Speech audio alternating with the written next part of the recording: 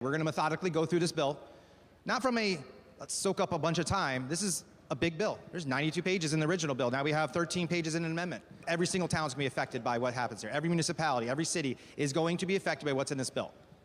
830G has lived for decades now, and we're still having this conversation. Why? Because 830G doesn't work.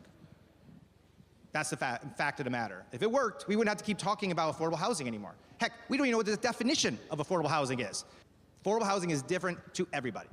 From my standpoint, there's a bunch of poison pills in here. But I want to make sure everyone's aware of those so we can understand what you're voting for, what you're putting your yes or no vote next to today, because it's going to have ramifications for decades. Just like what 830G has now done for decades, I believe fair share in this bill is that next piece for the state of Connecticut. We will be dealing with these numbers next to your town or municipality's name for decades. It'll keep getting redone. And the word is there's no teeth in this. There might not be teeth today, but just like going to the dentist, you can get your dentures in, you can go get more teeth later on down the road, and they will be coming. Because I was here 2 years ago standing right over there and saying what the next steps will be part of fair share, and we're into the next step. We're into the next phase. It's coming. And I guarantee you, if I'm in this chamber long enough, 2, 4, 8 years from now, we'll be into the next phase, and those teeth will come out.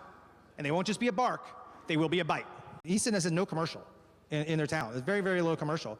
Like, they have acreages of farms. They're like the #1 Christmas tree per capita in the entire state. The idea would be knock down a farm and build apartment buildings. That's the only way Easton's going to get their number. Easton's number is you want Monroe's bad. I live in Monroe, but Easton is Easton has 7,500 people in it, roughly 7,500 people. This is comical. This study, and their methodology, which is totally broken, clearly, says that Easton should build 4,000, I'm going to round, 4,200 units. If they have 2 people on average that live there, they're going to double their population, over double their population, if just 2 people live in those units.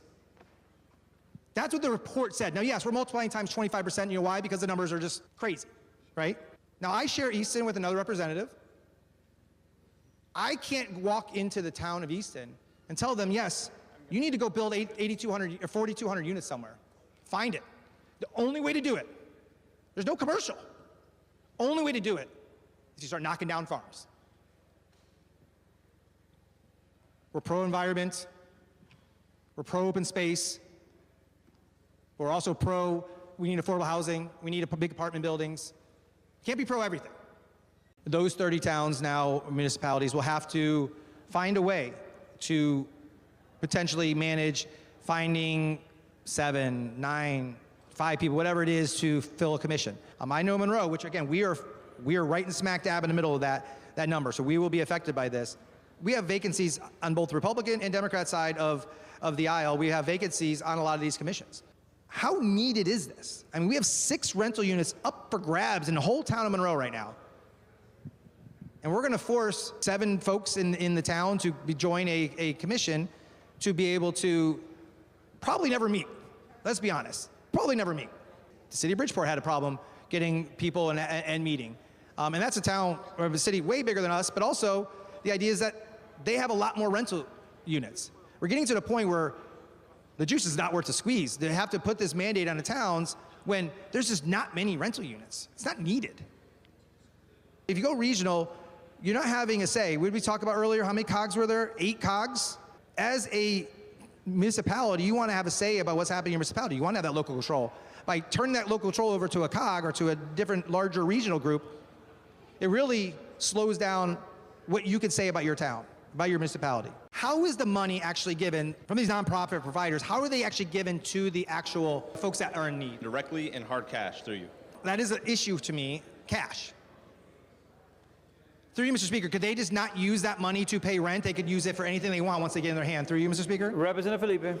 Thank you, Mr. Speaker. That's kind of the point of the experiment, if you will, to figure out what they would spend it on and how to better help these folks through you.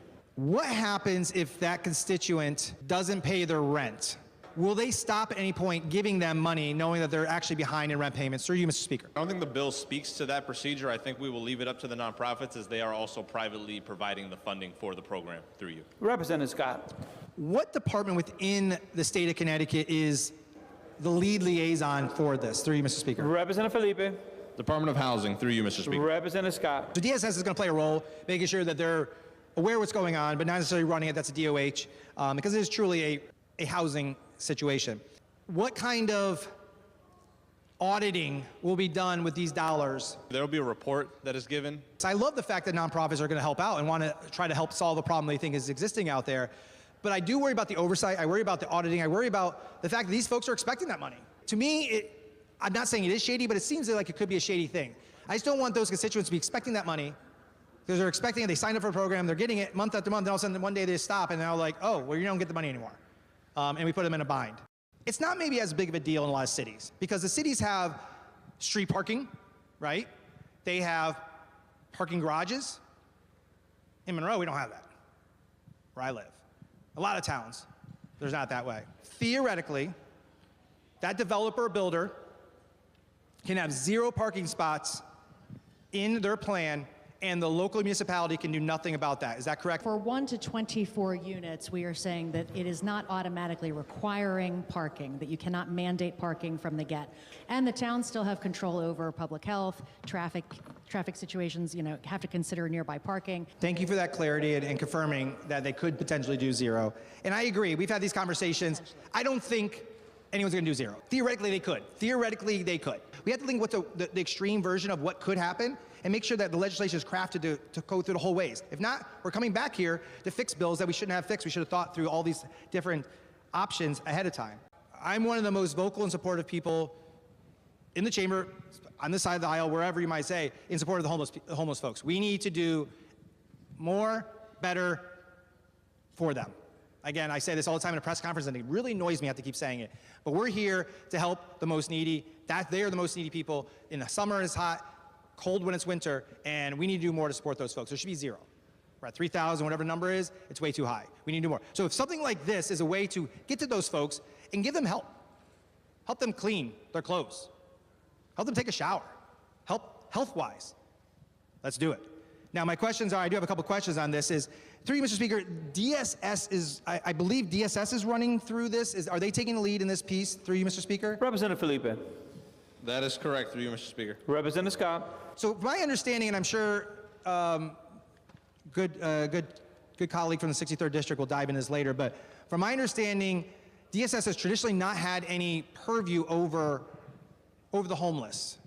That usually falls in Department of Housing. Why is DSS taking the lead on this, through you, Mr. Speaker? Simply because we see this as more of a social service than maybe a program that a Department of Housing, for example, would administer, through you, Mr. Speaker. So then this money would actually come out of their budgets and not DOH's, through you, Mr. Speaker? Representative Felipe. Thank you, Mr. Speaker. This money would be added to their budgets. That is true. Through you, Mr. Speaker. Representative Scott. If appropriated, yes. If available appropriations. Okay. What percentage was it previously? If it's 50% now of the surrounding area, what was it previously before this bill were to be, if this bill were to be passed? Through you, Mr. Speaker. Through you, Mr. Speaker, I am honestly trying to remember. I believe it was 20? Now we need to have 50% of those folks in the surrounding area who now have to sign the petition to actually fight that ruling that happened through that planning and zoning department. Again, local folks making local decisions, all within them, and it does burden those local folks. You have to get 50%. There's a lot of work that got to be done for that, and I do appreciate that. Now, the commission can reject that petition with just a simple majority vote. From it used to be 2/3, now it's simple majority.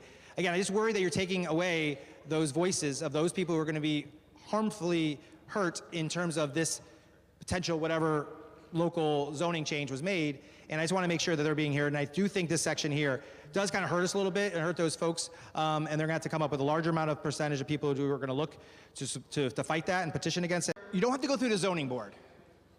So keep in mind that we have local elected officials, planning and zoning officials, that are locally elected to know the towns, the municipalities best.